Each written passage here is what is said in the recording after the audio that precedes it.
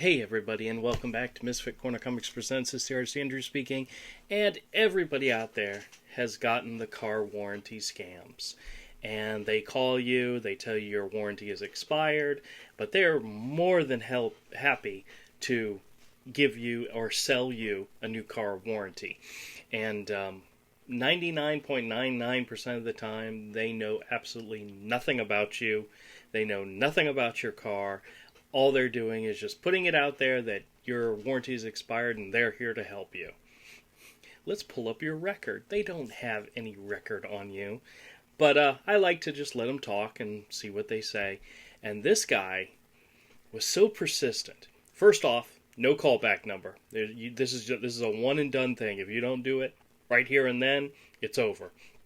But I kept saying, give me a callback number, let me look into it, and I'll call you back. And he's like, nope, he was persistent. Nope, wasn't going to do it. And so I said, fine, whatever.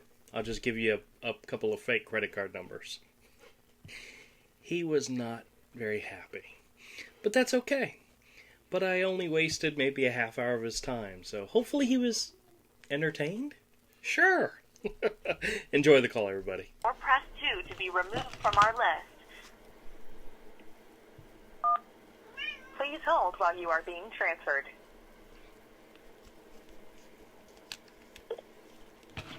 Hi, this is Anne from the Warranty Division.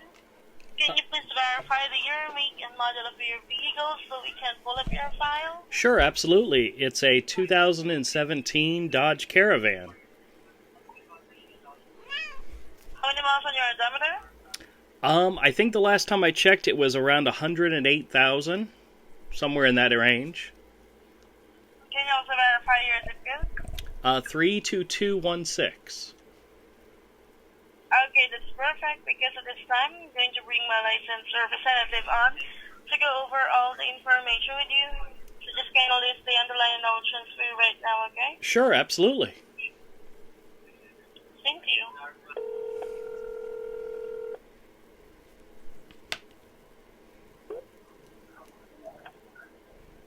Thank you for holding. My name is Wayne. I'm the agent assigned to handling the file for the extended coverage. Looks like you were sent over from the final notice department. It says you have approximately 108,000 miles. Yep, Sound about right? that's correct. All right. Yeah, as you were previously informed, the factory warranty lapsed a while ago based on the mileage. With that said, I am required to ask you a couple questions regarding the running condition. Sure. If it does still meet the criteria, we'll go over the cost and the coverage so you can make an informed decision. Okay.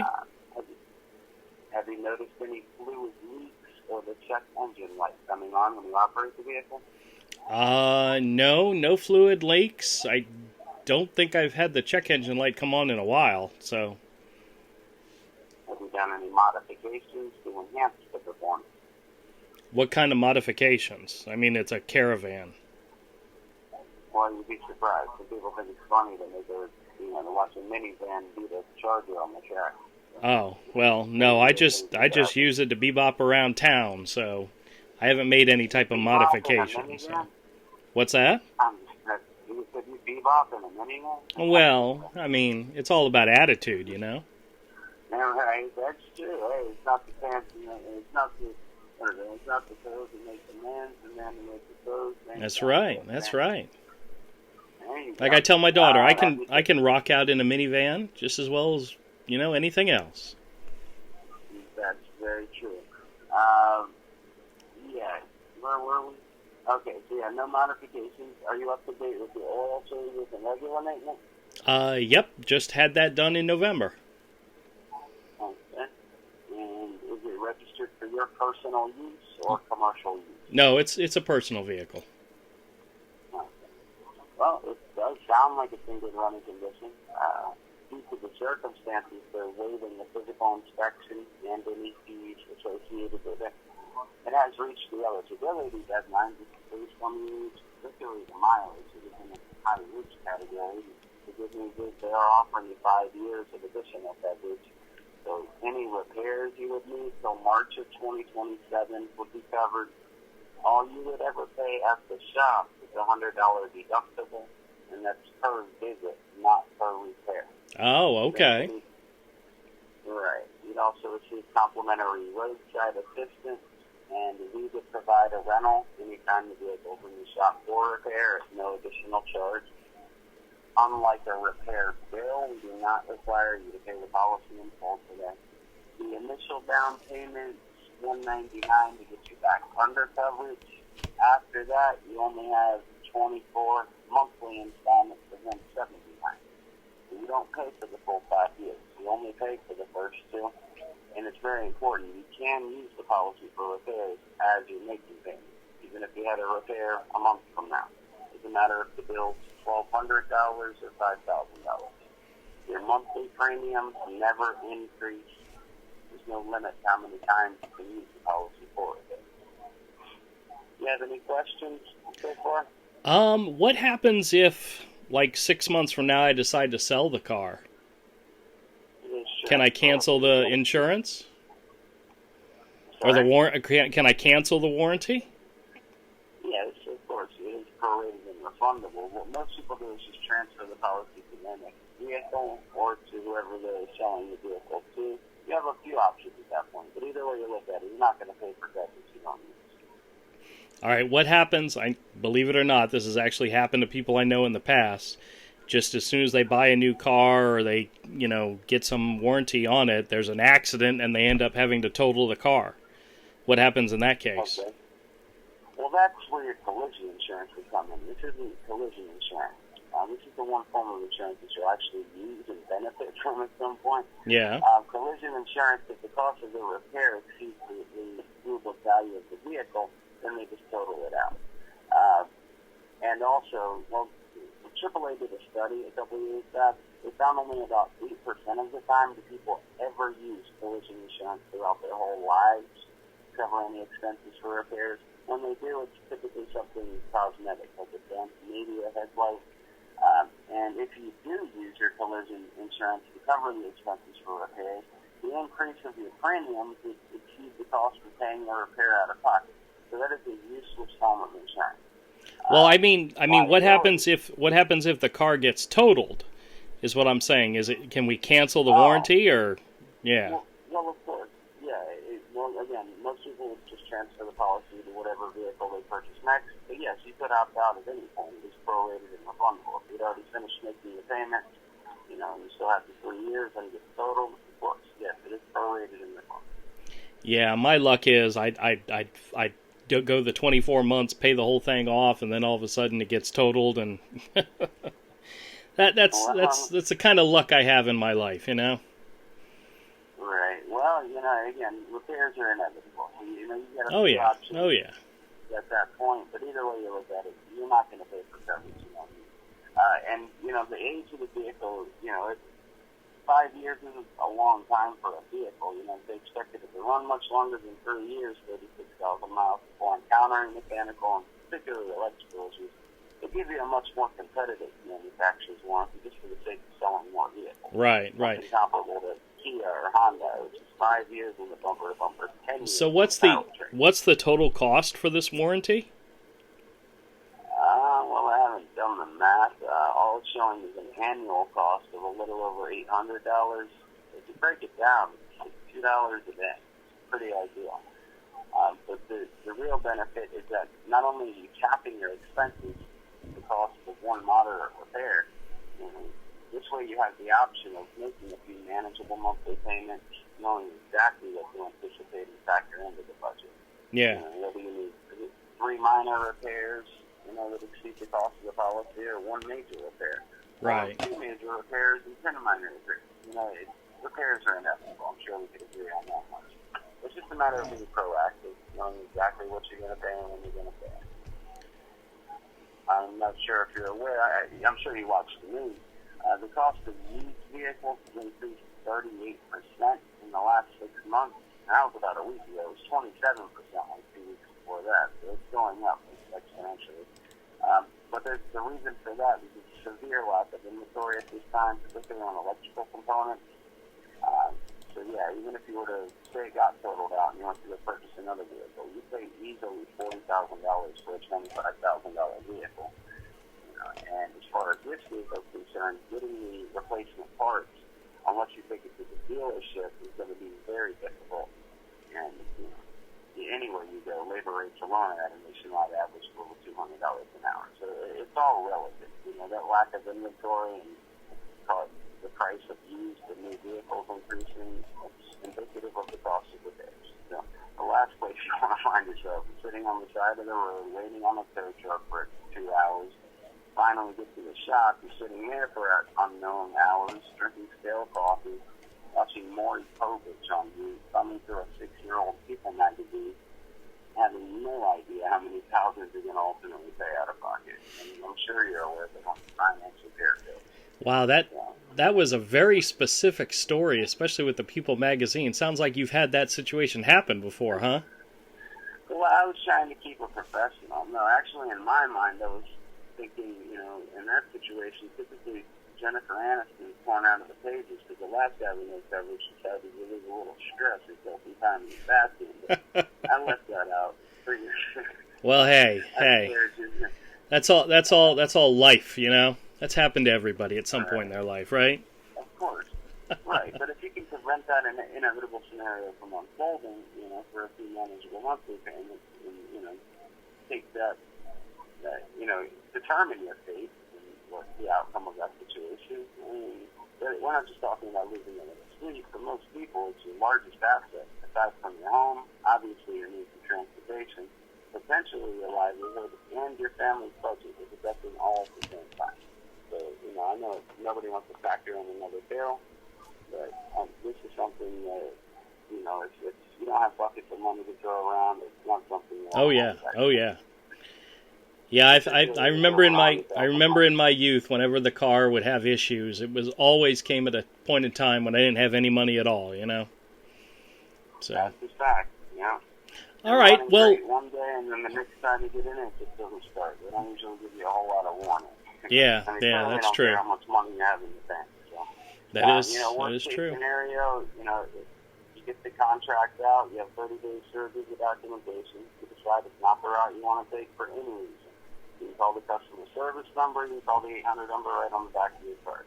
They stop payment regardless of what we have to say about it. But at least leave your options open and go on urging you to do. All right. Worst case scenario, you're right back where you started. Okay. Well, let me get some more information from you. What is the company that actually manages the warranty? Well, the company name is Advanced Auto Protection. It's in the direct underwriters 2000 since 1977. Advanced Auto Protection. Correct. Okay. And where are they located out of? Are you guys out of Florida or someplace else? No, we have regional offices all over the United States, but our corporate headquarters is in Palm Beach County, Florida. Oh, okay. Now, do you have a callback number in case I decide I want to do this? Can I call you back? Well, it's on an accept or decline basis. It's nothing against you, obviously. If it was up to me, of course I'd say you can call back. But we ran into a problem a few years back where people say, let me speak to my husband or wife or whatever the case may be. Let me call you back. Typically, they wouldn't do so until the vehicle developed the problem. I'm not saying you would do that, but the way they have the system set up now, once you disposition the call, the system will automatically reclassify it, put it back into inspection status, which renders it ineligible. So that's why you have that 30-day right to rescission, and again, that's federal law. So right. Scenario, you sit down with your significant other if you have one, discuss it over dinner once the policy arrives in the mail. And if you don't, you just decide it's not the route you want to take, you're right back where you started. Yeah. Well, I know there's a lot of different companies out there that offer warranties on cars, so I'd want to take the information you'd given me, the price, so forth, and actually do some comparison shopping before I committed to something. So is there a way I can contact you back? Well, I don't blame you a bit. No, I definitely would encourage you to take that 30 days to do your research and due diligence, shop around, as you might say. And I assure you, the only people that are willing to cover a vehicle with over 100,000 miles, particularly that'll let you call in whenever it's convenient, are companies that advertise on TV, like Endurance. Sure. And as soon as we hang up the phone, I'd encourage you to call them and you'll quickly find out your monthly premium is comparable to what I'm quoting you now. The only difference is you pay every month for as long as you have the coverage. So say they only charge you the minimum they charge, which is $100 a month. Mm-hmm. Over the course of 5 years, it's $6,000 you're paying for coverage. It's an exorbitant amount to pay. You know, so, but yeah, by all means, you do have 30 days to do your research, due diligence, shop around. You know, we have over a 90% retention rate in it. Well, what I'd hope to be able to do is call you back tomorrow. So let me get some information on how I can do that, and let me do some research, and then I definitely call you guys back. Well, yeah, like I said, I do have to work within the confines of the system. You know, it's in a very high risk category as it is. You know, it's not very old, but the mileage is equivalent to that of a vehicle at least Sure. old. You know. Okay, well, let me know how I can get in contact with the company. If there's a website or a telephone number I can call back, that'd be great, and we can do that. Well, of course we have a website, but it tells you right there on the website, you know, that you have to go through a licensed vendor. You can't just go directly on the website and take out a policy. If they allow people to do that, people just wait until the vehicle goes down. Right? Yeah, of course, but I wouldn't want to. Probably. Correct me if I'm wrong. I'm sorry, I didn't mean to cut you off. That's all right. Correct me if I'm wrong. It sounds like credibility is probably a concern. Am I right? Oh, absolutely. I mean, somebody Right. calls you up in the middle of the day and wants to offer you something that might be too good to be true. You want to do a little bit of research and make sure it is true before you invest in it, you know? I mean, you understand. Of course. No, that's no. And with the barrage of emails and text messages and outlandish phone calls we get, Oh, yeah. It's no small wonder people are skeptical. Believe me, I completely understand your perspective, and I would be reticent myself. But the bottom line, people that are looking to rip you off, they are not asking for credit and debit. They're looking for your routing and account information so they can take as much as they want out of your account and leave you with no recourse. Right, They will not right. accept your routing and account information if you insisted on paying that way. You know, credit and debit is the only safe way to do any transaction over the phone or the internet. I'm sure you're aware credit and debit is guaranteed against unauthorized charges and federally insured against fraudulent transactions. You can stop payment at any time. You can dispute charges at any time. Even if I already posted, meaning it's gone from your account, you can dispute charges at any time. Just call the 800 number on the back of your card. They'll credit the money back to your account while they conduct an investigation. If it were found to be a fraudulent transaction or a nefarious company, you wouldn't be liable. It's federally insured. So I do understand where you're coming from. As far as you're concerned, I'm just a voice on the phone. Oh, yeah. All of the security measures are in place for your protection as well. Well, like I said, let me do a little bit of research into this, and let me contact you guys back. Like I said, I could probably do it within 24 hours, so it shouldn't take too long. Right. Well, it's plausible that it, could be to repair the next time you get in. And they very well have components that need repair that you might not even be aware of until something obvious comes about. Right. And they run a diagnostics test and find all these other faulty components. It's just, we're taking a lot of risk as it is. You essentially have nothing to lose at this point. So we are taking a lot of risk. And, Right. You have to understand our position. It's Okay. very plausible. Well, like I said, let me have a callback number so I can, like I said, research it and get back in touch with you. Well, again, you do have that 30-day right to rescission, and whether you can, you call it the customer service number or the honor number on the back of your card, they stop payment regardless of what we have to do about it. I can assure you that we are not running off to the Bahamas Well, on less than $200. I'm not going to give anybody my credit card information without doing a little bit of research first. Are you saying I can't call you back? Well, that's exactly. I don't. Really? I have no discretion as far as eligibility is concerned. The only incoming calls we take are on the customer service line. It's people that need to file claims that actually need our assistance. Oh, okay. An inquiry or Well, I guess this isn't going to work then, because if I can't do any bit of research before I commit to this, Well, if you you know. want to go on the internet, I can bring you to the website. And, if you don't mind holding for a moment, I'll look it over. That's what I'm here for. Well, like I said, I'd like to do some comparative shopping first and compare the rates that you're offering me to other companies. So Sure. that's going to take a little bit more than just a few minutes. I hate to waste your time.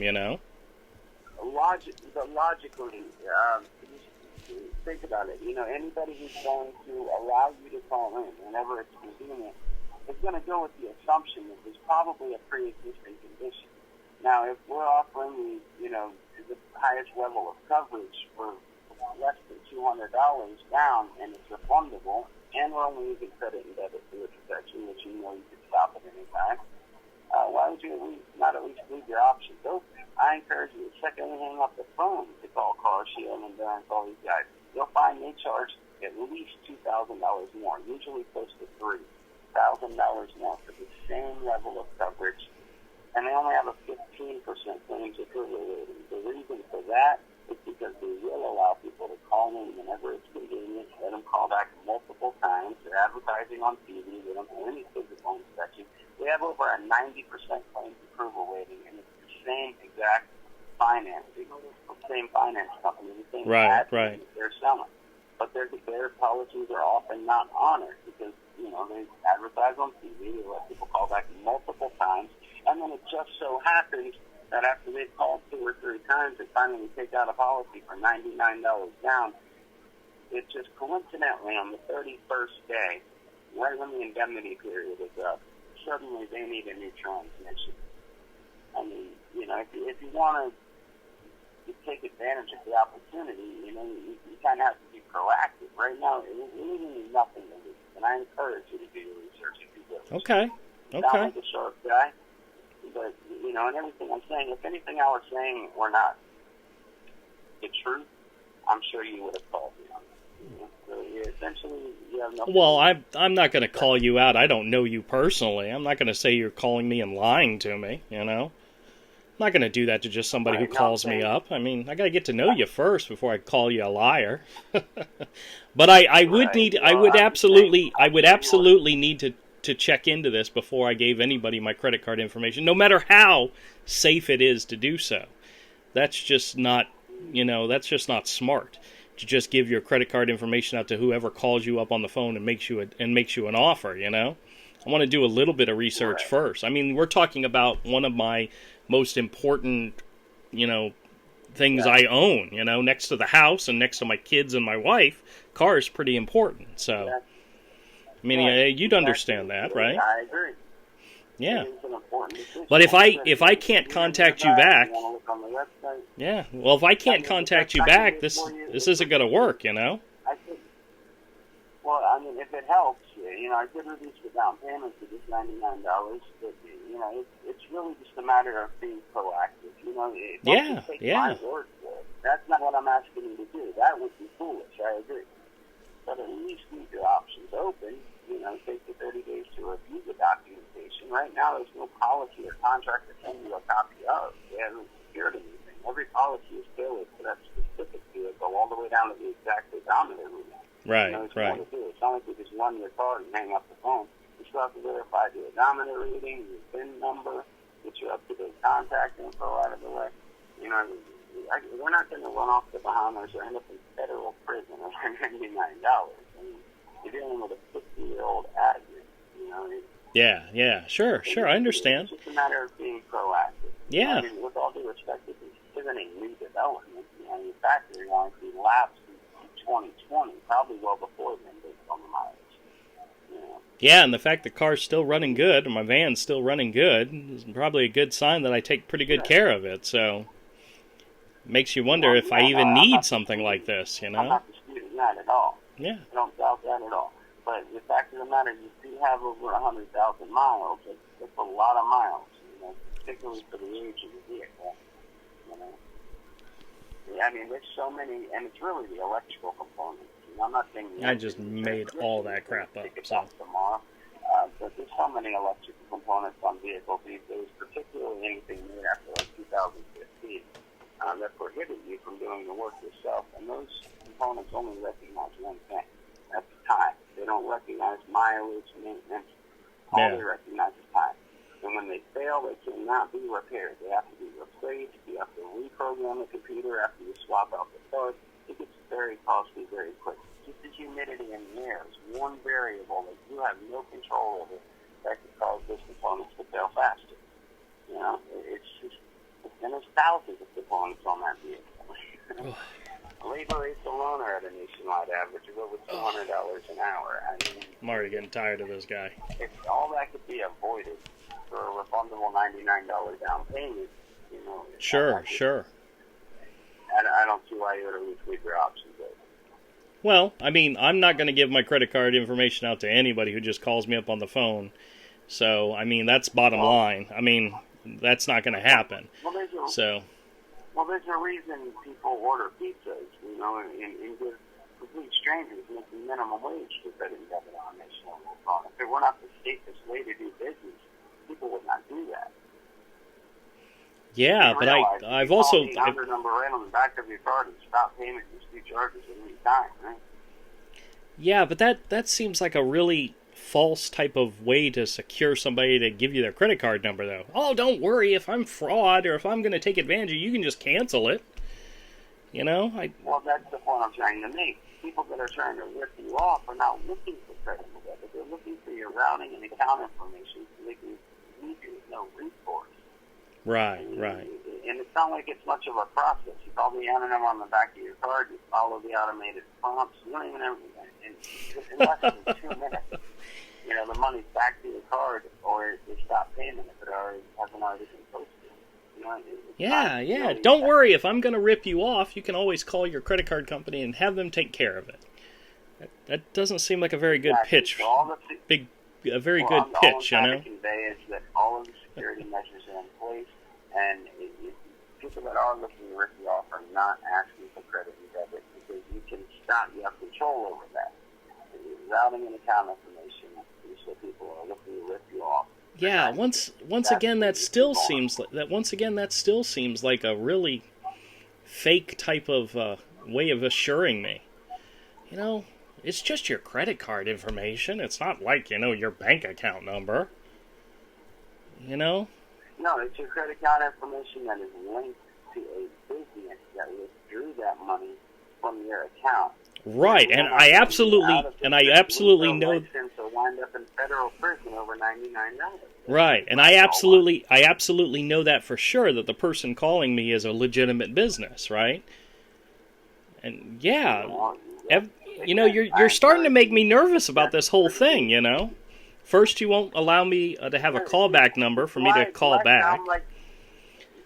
Then, you know, we are taking a lot of risk as it is. What would be the point in a callback? I mean, what explain to me what you would do to call back within 24 hours for?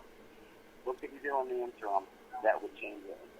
Well, like I said, there are multiple other businesses out there that offer warranties for cars. And if I obviously need one, there's lots of different opportunities out there for me. And just to take the very first one that calls me up on the phone seems kind of silly, don't you think? I'd love to have an opportunity to check other... What? Not if they've explained it to you the way I have, where it makes perfect sense. You have to seize the moment. I mean, it's not like it's still under warranty. If that was the case, then sure, I'd still say, hey, no, give me a little while. I've still got a couple months. I'm going to shop around. Well, wait, right now, how do you know it's not still under warranty? Do you have paperwork that shows that the warranty's expired? Well, if you did have warranty, then it would be, if you got an extended warranty, it would be at your 3 year, 36,000 mile manufacturer warranty. And you get an extended warranty, 5 years or 100,000 miles at the most. So, do your records show when I bought the car? Do your records show when I bought it? Look it up. It's not that hard to look it up. But yeah. I don't see how that's relevant and how it changes anything. But if you'd like, sure, I mean, I could probably do that. I don't see how that makes sense. Yeah, because what if I bought the car just last year, and when I did, I bought it used and got a 3-year extended warranty on it? Honestly, I may still be covered under my warranty. You guys are just going off of the manufacturer warranty, is what you're saying. No. Do you even know who you're talking to? I mean, you said you're looking at my records for my car or my van. Do you even know my name? Well, again, it's not the person that's covered, the vehicle. Oh, yeah, of course, of course. Again, it doesn't matter who pays for it. I mean, like, honestly, the neighbor who pays for the coverage on your vehicle, they want it. It's the vehicle that's covered. It's VIN. It's not the person. Well, I mean, I understand you're. I understand you're making a pitch to me for buying this warranty, but are you even sure that I don't have a warranty currently? I mean, do you even know for sure? What? And, well, no, I'm not. I couldn't tell you. There are other vendors. I'm not saying that it's not out of the realm of possibility. Right. You may be trying to convince me to buy something I obviously don't need. You know? Well, I don't know about that. Yeah, I'm not sure either. I'm going to have to look into it. Like I said, I'm going to have to look into it and call you back, but you won't give me a callback number, so, I mean, whatever. Did you not just say you bought it used from a private person? Right? No, I bought it used from a dealership, not a private person. Oh. Okay. Doesn't your record show that? Maybe I misheard. You probably bought it in Jacksonville, Chrysler, Jeep, Dodge Ram, right? Possibly. Possibly. Yeah. See, it's not that hard to figure out. But so that doesn't change anything. Look, we're not running off the Bahamas and retiring and risking our life. You're trying so hard. Yeah? Damn. If you want to protect your largest asset aside from your own and your family's budget for a refundable $99 down payment, I would implore you to take advantage of the opportunity while it's still available. Beyond this point, you're only... All right, you convinced me. You convinced me. What do you need? Okay, well, do you want to set it up on a Visa, MasterCard, or American? Sure. I got a Visa card right here. Whenever you're ready, we can start with the expiration date. All right. It is 10 of 23. And 23. Yep. And the card number. It is, you ready? 4269 3800 1261 5182. Now you need my name from the card? That's not coming up as a valid card number. Maybe I misentered one wrong keystroke. Could you repeat the card number? Sure, absolutely. Do you need my name at all? I know that might seem like a weird question. Exactly. It's a step-by-step process, yes, but I need your name exactly how it's spelled on the card, because if it's not spelled how it appears on the card, then it's a kick out. It's a step-by-step process, sir. You're in good hands. I mean, all I'm asking for is 1% trust. 1% trust will earn the other 99. Okay. You want me to give you the card number again? You ready? It's 4269 3800 1261 5182. Okay, right before, the fifth number in, you're a little muffled. What was right before the 8? 48? It wasn't 48, it was 38. 4269 3800. 4265? 4265, where did you get that from? It's 4269. Right, that's what I had originally. Yeah. And then after that is a 3. A 3, yeah. Then 800. Yep, you got it. 1261. Yep, you got it. 5182. That's it. Nailed it. It is not a valid card number. What do you mean it's not a valid card number? I'm looking right at my card. And I know it's valid because I used it this morning for coffee. Okay, it's possible a lot of times, numbers fade, they rub off. Like a 4 might look like a 9. Yeah, 8 might yeah. look like a 3, and 1 might look like a 7. You want to try changing some numbers, see if that'll help? Instead of 1261, you want to try 1267, see if that makes it work? Yeah, it's worth a shot. Yeah, sure. No, I mean, I see a 1, I don't see a 7, so... right. No, it's still coming up invalid. Do you have a different card you want to use? No, this is the card I use for pretty much everything. Yeah, it's not coming up invalid. It's not coming up as valid. Okay, so obviously the universe is trying to tell me this is a waste of my time. If the card's not working on your end, so... Trying to tell you, see, if I haven't even attempted to process it yet, and I already can see that it's not a valid card, because this is a legitimate company. Yeah, yeah. Right. Well, you guys want to try calling me back later, and we could try something else? Because, I mean, that's at this point, that's the only other thing I think is going to happen. Well, the only way we can keep the system from just closing out the file once we disposition the calls if there's a valid card on file. Oh, If you the guys... funds are insufficient, that's fine, but it has to be something to keep it from closing out. I mean, Yeah, but you guys call like 2 or 3 times a week, so, I mean, if this doesn't work, we can always try it again. Right. And everything I'm telling you has been factual, and you're giving false information and making it seem like we are the ones that are misinforming or misleading. How am I giving you fictitious information? Speaking to grown men when you're not getting paid for it. So have a great day. No problem. I'll talk to you next time.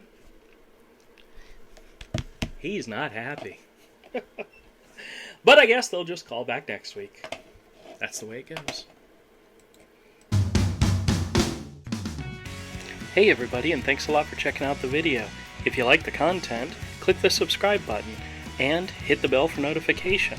Leave us a comment. Let us know what you think. Thumbs up, thumbs down, either way, and we'll catch you all next time.